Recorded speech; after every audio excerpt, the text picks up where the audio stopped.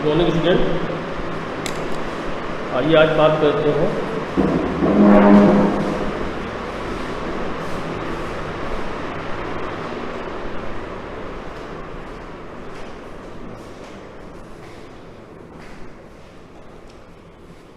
New issue mechanism पे, जो कल अधूरी रह गई थी उसी के आगे कंटिन्यू करते हैं। न्यू इशू मैकेनिज्म कि इशू मैकेनिज्म कौन कौन सी होती है उस पर डिस्कशन कंटिन्यू करते हैं। और इससे पहले मैंने आप लोगों को कैपिटल मार्केट की क्लासिफिकेशन शायद डिस्कशन हमारा चल रहा था कल, तो उसी के अंदर न्यू इशू मैकेनिज्म का डिस्कशन करते हैं। एक बार मैं ओवरव्यू आपको दे देता हूँ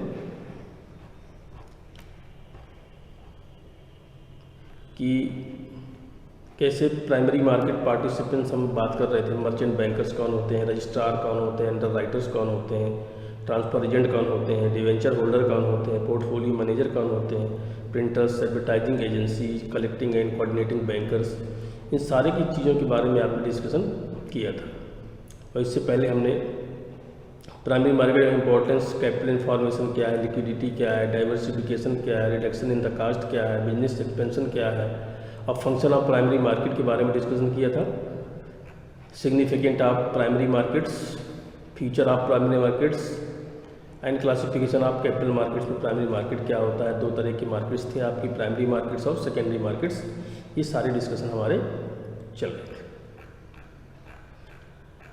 तो अब न्यू इशू मैकेनिज्म देखते हैं कि कंपनी जो है can raise finance by issue that is share in different forms. जैसे आपका आईपीओ है, इनिशियल पब्लिक ऑफरिंग है, राइट इशू है, प्राइवेट प्लेसमेंट है, प्रेफरेंशियल अलॉटमेंट है, बाई बैक ऑफ शेयर्स है। तो आइए बात करते हैं स्टार्टिंग में आईपीओ की। तो एक आईपीओ जनता को शेयर जारी करने की प्रक्रिया है। जैसे मैंने कल भी थोड़ा सा इसको डिस्कस किया था। पहली बार किसी कंपनी द्वारा शेयर को ताज़ा, निर्गम या किसी अनलिस्टेड द्वारा मौजूद सिक्योरिटीज को बिक्री पहली बार कंपनियों को आईपीओ के रूप में ही जाना जाता है। आईपीओ के रूप में ही जाना जाता है, ठीक है। और जो हमारे न्यू इशू मैकेनिज्म है, इसके प्रोसीजर क्या थे ये भी हमने बात करी थी कल, कि जैसे प्रोस्पेक्टस को जारी करना है, आवेदन जारी करना है, प्रतिभूतियों की सूची के लिए आवेदन जारी करना है, शेयर का आवंटन करना है, आवंटन और खेद पत्र, ये सारी चीज़ें थी। तो जैसे कि प्रोस्पेक्टस की बात करें तो कंपनी जो नए मुद्दों के माध्यम से जनता से वित्त जुटाने का इरादा रखती है उसे परिचित होना चाहिए। जनता के लिए ये एक पुस्तिका जारी करके ज्ञात किया जा सकता है, किसी की डिटेल जारी करके। डिटेल किसी भी दस्तावेज का वर्णन है या एक डिटेल के रूप में जारी किया गया है, और इसमें कोई भी नोटिस, परिपत्र, विज्ञापन या अन्य दस्तावेज शामिल हैं। तो जनता से जमा आमंत्रित करना, उसकी मेंबरशिप या खरीद के लिए जनता से प्रस्ताव आमंत्रित करना, किसी कंपनी के शेयरों या डिबेंचर का आवेदन। जब कोई कंपनी प्रॉस्पेक्टस जारी करती है तो निवेशक और जनता द्वारा पेश किए गए शेयरों के लिए आवेदन कर सकते हैं कंपनी। ये आवेदन पत्र दलालों के माध्यम से, बैंकरों या लीड से प्राप्त किए जा सकते हैं। जो प्रबंधक है यानी कि मैनेजर्स, जो नए शेयर जारी करने में कंपनी की सहायता करते हैं, आवेदन नाम में हो सकता है व्यक्तियों का नाम या कंपनी का नाम। आवेदक आमतौर पर आवेदन राशि, नामक राशि का भुगतान करता है आवेदन के साथ। सिक्योरिटियों की सूची के लिए आवेदन है। एक कंपनी अपने वित्तीय स्थिति के बारे में निवेशकों के मन में एक अनुकूल प्रभाव पैदा कर सकती है। स्टॉक एक्सचेंज में अपनी सिक्योरिटीज को लिस्टेड करके उसको रिजिड या अपने शेयरों की विपणन क्षमता आदि। नए मुद्दों के लिए जो डिटेल में या जो विवरणिका में लिए आवेदन पत्र जमा करने के संबंध में विवरण शामिल होना चाहिए। मान्यता प्राप्त स्टॉक एक्सचेंजों में अपनी प्रतिभूतियों की लिस्टिंग होनी चाहिए। कि सिक्योरिटी लिस्टेड क्या है, जैसे बहुत सारे शेयर्स होते हैं, जैसे कोई SBI का शेयर्स है तो ये लिस्टेड शेयर होते हैं। कुछ और भी ऐसे कई बैंक, फ्रॉड बैंक होते हैं जो आपको अपनी लिस्टिंग दिखा सकते हैं, बट स्टॉक एक्सचेंज में लिस्टिंग दिखाना आसान नहीं होता है। इसमें रजिस्टर्ड बैंक, जो सही बैंक्स होते हैं, सही कंपनीज होती हैं, उन्हीं की लिस्टिंग होती है, उन्हीं के शेयर की लिस्टिंग की जाती है। शेयरों का आवंटन, तो सजगता मेंबरशिप सूची को बंद करने पर कंपनी आवेदकों को शेयर आवंटित करती है। उसके बाद आवंटन के बाद शेयर आवंटित कंपनी के शेयर धारक बन जाते हैं। जब आवंटन आपका हो जाता है शेयरों का, तो जब उसको आप खरीदते हैं तो उस कंपनी के आप शेयर धारक बन जाते हैं। अब आवंटन है, खेद पत्र है। शेयरों के आवंटन के बाद आवंटन पत्र या शेयर प्रमाण पत्र आवंटित तीज को भेजे जाएं। एक उचित समय के भीतर, मान लीजिए कि मेंबरशिप सूची के बंद होने की तारीख से 2 महीने के भीतर के पत्र गैर आवंटियों को वापसी आदेश के साथ खेद भी भेजा जाना चाहिए। Advantage of initial public offering, तो इसके एडवांटेज की मतलब कि पूंजी तक पहुंच, नई पूंजी जुटाना आसान होता है, स्टॉक धारक का विविधीकरण, प्रमोटरों को तरलता, कंपनी की प्रतिष्ठा, बाजारों के संकेत, ये सारी चीज़ें इसके अंतर्गत होती हैं। डिसएडवांटेज में क्या है? कंट्रोल का कमज़ोर होना, लचीलेपन का नुकसान, प्रकटीकरण, जवाबदेही, इशू से जुड़ी लागत, ये सारी चीज़ें आपके डिसएडवांटेज, जिनके बारे में कल हमने बात करी भी थी। दूसरा इसमें आता है मैकेनिज्म राइट इशू। देखिए, राइट इशू मौजूदा शेयर धारकों को प्राइमरी मार्केट में इक्विटी या सिक्योरिटी जारी करने की विधि है। ये एक विधि होती है। जब कंपनी अतिरिक्त पूंजी जारी करती है तो शेयर धारक इस अधिकार को आंशिक रूप से सक्षम कर सकते हैं। कंपनी जनता को अतिरिक्त पूंजी जारी करेगी।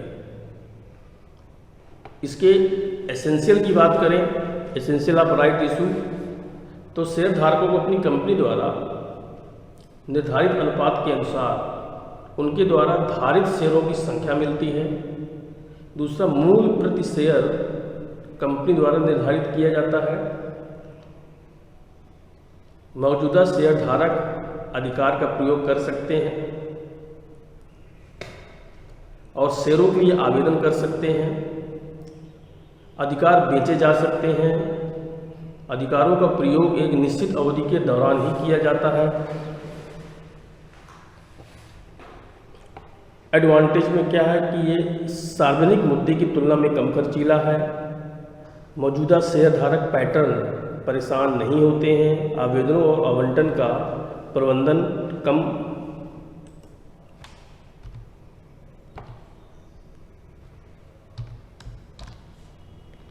इसी तरह जो सेकंड पार्ट आपने देखा,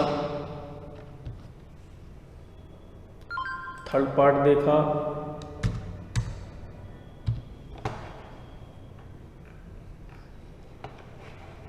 डिसएडवांटेज में पहला है केवल मौजूद शेयर धारकों का उपयोग किया जा सकता है।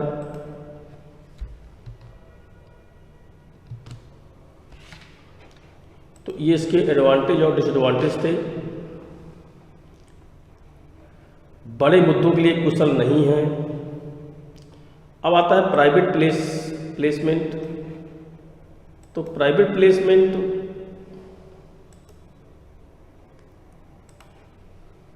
अगर हम देखते हैं कि कंपनी द्वारा कुछ चुनिंदा परिष्कृत निवेशकों, म्यूचुअल फंडों को शेयर के आवंटन को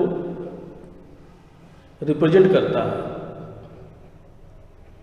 बीमा कंपनियों और बैंकों आदि इस सिस्टम में कम संख्या में वित्त के साथ मुद्दा रखा जाता है। बहाली कारपोरेट निकायों और उच्च नेटवर्क व्यक्तियों वित्तीय मध्यस्थ खरीदते हैं शेयरों और उनके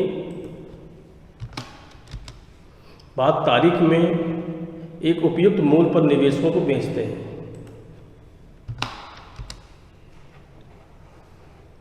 इसी तरह एडवांटेज में आपका लागत प्रभावी, जो हामीदार कमीशन है, आवेदन और शेयरों के आवंटन से संबंधित कोई लागत नहीं या प्रचार आदि। तो ये 2-3 चीज़ें ऐसी होती हैं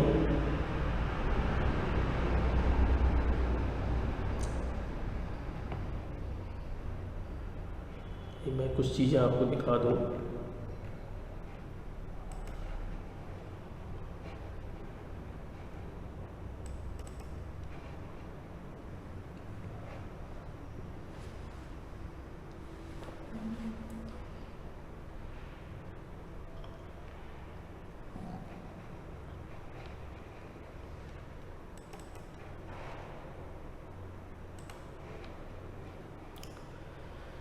इसी तरह इफ़ेक्टिव टाइम में क्या है कि एक सार्वजनिक मुद्दे में कानूनी औपचारिकताओं को पूरा करने के लिए आवश्यक समय और अन्य औपचारिकताओं में आमतौर पर 6 महीने लगते हैं, लेकिन निजी प्लेसमेंट में होने की आवश्यकताएं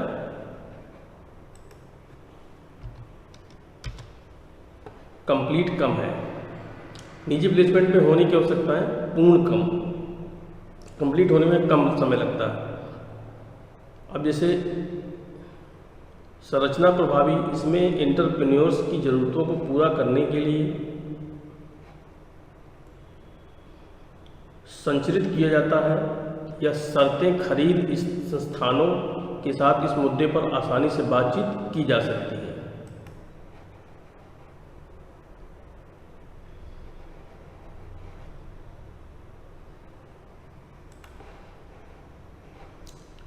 क्योंकि वो संख्या में कम है।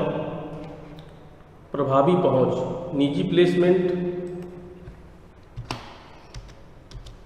के माध्यम से एक सार्वजनिक लिमिटेड कंपनी सूचीबद्ध या असूचीबद्ध कर सकती है, जैसे पूंजी जुटाना। निजी प्लेसमेंट के माध्यम से सभी आकार के इसी तरह के मुद्दे को समायोजित किया जा सकता है,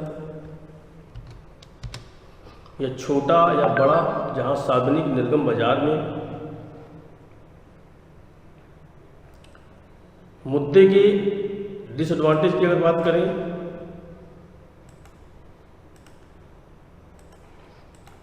तो मुद्दे के कुछ ही हाथों में केंद्रित होने का डर, लक्षित निवेशक समूह खोजना मुश्किल, इन सिक्योरिटीज़ की कृत्रिम कमी अस्थायी रूप से उनकी कीमतों में वृद्धि के लिए बनाई जा सकती है।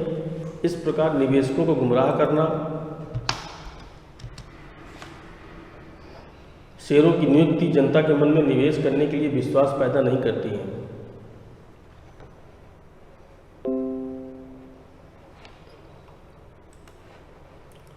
ये जो पहला पॉइंट है, मुद्दे के कुछ ही हाथों में केंद्रित होने का डर। ऐसा भी होता है कि कभी कभी किसी एक व्यक्ति को सारे के सारे शेयर दे दिए जाते हैं, वो बहुत ही मैक्सिमम मात्रा में शेयर खरीद लेता है, तो उससे क्या होता है कि बाकी लोग उसमें इन्वेस्टमेंट नहीं कर पाते, या जो भी मुद्दे हैं वो किसी एक व्यक्ति के हाथ में पहुंच गए तो उसका वो मिसयूज कर सकते हैं। जैसे कि सिक्योरिटीज़ की कृत्रिम कमी अस्थायी रूप से उनकी कीमतों की वृद्धि के लिए बनाई जा सकती है, यानी कोई कमी आती है तो वृद्धि हो सकती है। इस प्रकार निवेशक को गुमराह करना, ये चीज़ें आपके प्राइवेट प्लेसमेंट में हो सकती हैं।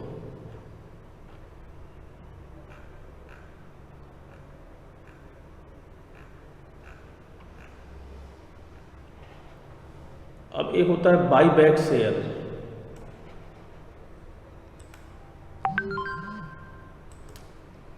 बाई बैक ऑफ शेयर, इस पर शेयरों की संख्या को कम करने के लिए एक कंपनी द्वारा बकाया शेयरों की पुनर्खरीद मंडी, जिसको बोलते हैं,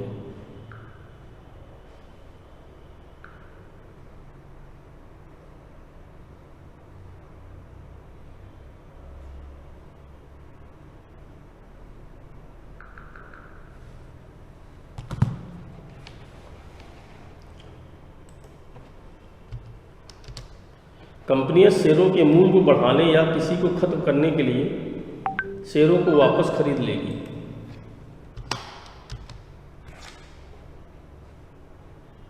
शेयरधारकों द्वारा धमकी, जो एक नियंत्रित हिस्सेदारी की तलाश में हो सकते हैं। एक कंपनी अपने शेयर वापस खरीदती है मौजूदा शेयरधारकों से, आमतौर पर बाजार मूल्य से अधिक कीमत पर, जब ये वापस खरीदता है तो बाज़ार में बकाया शेयरों की संख्या कम हो जाती है।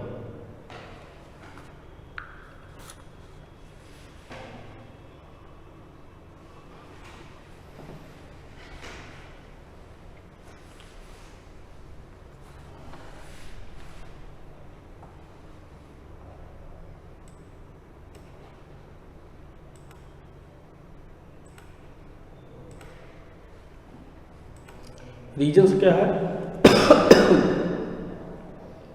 अप्रयुक्त नकदी। देखिए रीजंस मैं बताता हूँ।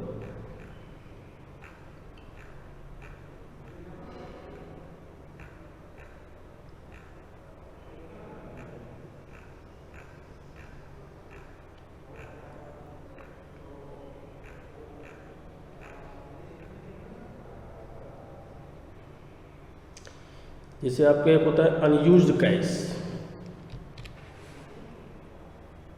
तो अनयूज्ड कैश इसको हम बोलते हैं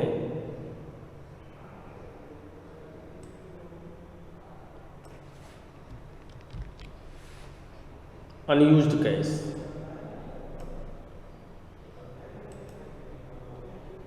क्या होता है अनयूज्ड कैश? इसमें क्या है कि कंपनी प्रोसेस करती है, कंपनी के पास भारी नकदी भंडार है, लेकिन इसमें निवेश करने के लिए कोई आगामी परियोजना नहीं। एक रीजन ये होता है। तो उस स्थिति में कंपनी अपने आप में निवेश करने की योजना बना सकती है और मौजूद शेयरधारकों को एक विकल्प प्रदान कर सकती है। कंपनी को अपने शेयर आकर्षक कीमत पर बेचते हैं। ये अपनी नकदी को अपने आप पुनर्निवेश करने के समान है, जो इसका उद्देश्य बाजारों में कमजोर पड़ने का भी लक्ष्य है, क्योंकि बाजार में बकाया शेयर कम हो गए हैं। दूसरा आता है आपका टैक्स गेन। टैक्स गेन्स जिसको हम बोलते हैं कर लाभ।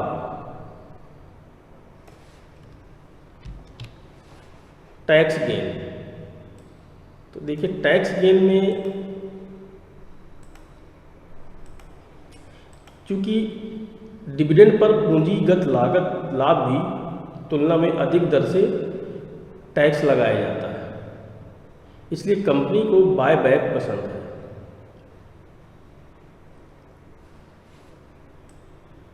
ठीक है ना, कंपनी को बायबैक्स पसंद है।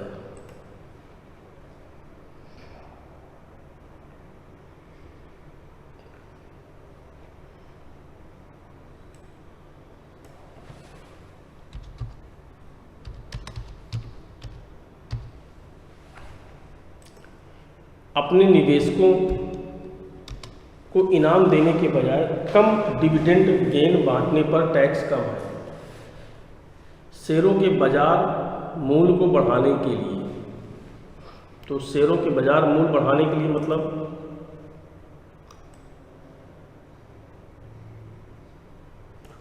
To increase market value of share. Market value of share यानी कि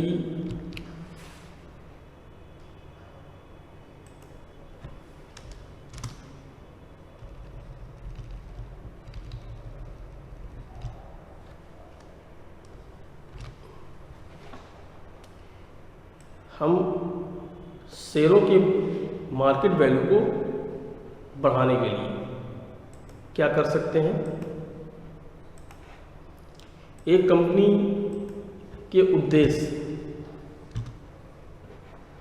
से बायबैक के लिए भी, एक कंपनी के उद्देश्य से बायबैक के लिए भी जा सकती है, अपने शेयरों के बेहतर मूल्यांकन का अनुमान लगाते हुए जब उन्हें लगता है कि बाजार में कम आंका गया है। द रीजन क्या कंपनियां अपने शेयर मौजूदा बाजार मूल्य से अधिक कीमतों पर खरीदती हैं, जो दर्शाता है इसका मूल्य में, इसकी मूल्य वैल्यू में दर्शाता है, इसके मूल्य में। है कि बाजार वर्तमान मूल्य से अधिक है या बदले में कंपनी के शेयरों की कीमत को खरीदता है, वापस खरीद लेता है। बेहतर वित्तीय अनुपात पेश करने के लिए कंपनियां प्रोजेक्ट करने के इरादे से बायबैक भी करती हैं। बेहतर वित्तीय अनुपात जैसे कि नीचे दर्शाया गया।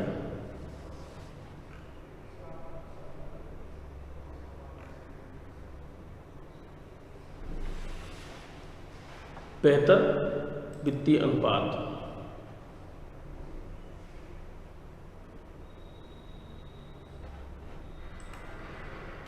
जैसे ईपीएस प्रति शेयर आय बटे बकाया शेयर। चूँकि बकाया शेयर कम होते हैं, कंपनी कमाई अब कम संख्या में विभाजित हो जाती है। ईपीएस मूल्य की गणना के लिए शेयर निवेशक के दृष्टिकोण से प्रति शेयर आप जितनी अधिक होगी उतना ही अच्छा होगा। एक निवेश विकल्प के रूप में इस प्रकार भले ही किसी कंपनी की कमाई अभी भी वही है, लेकिन ईपीएस मूल्य पोस्ट बायबैक बढ़ा दिया गया है।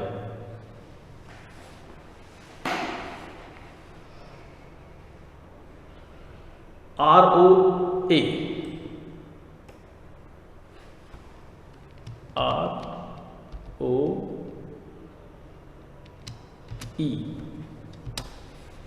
और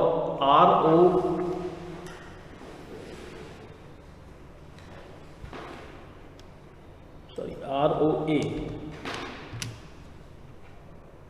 and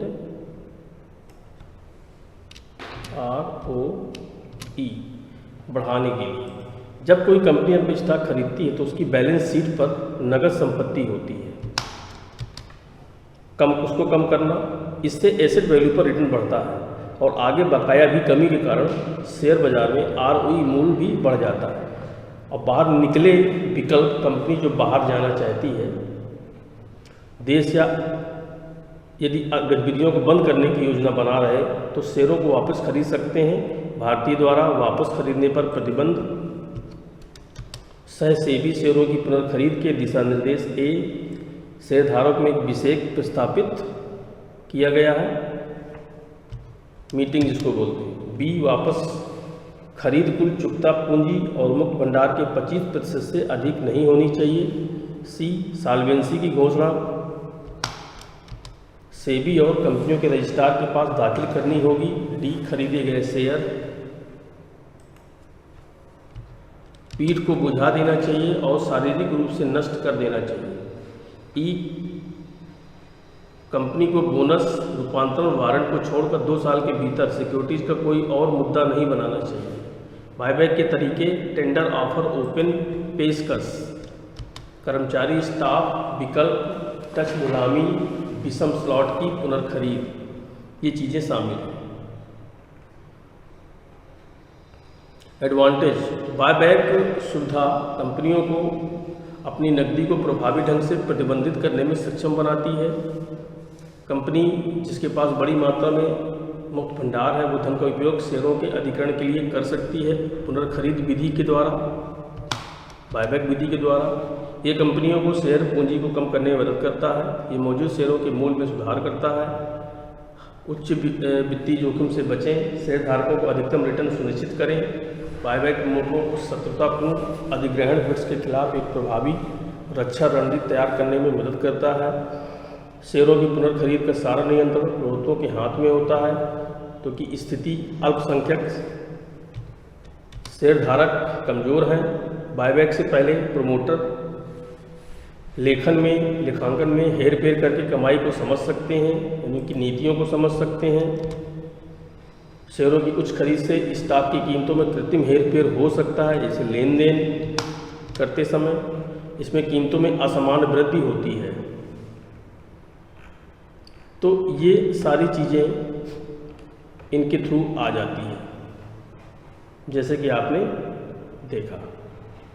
तो आज के लिए सिर्फ इतना ही है, कल हम नेक्स्ट टॉपिक में बात करेंगे।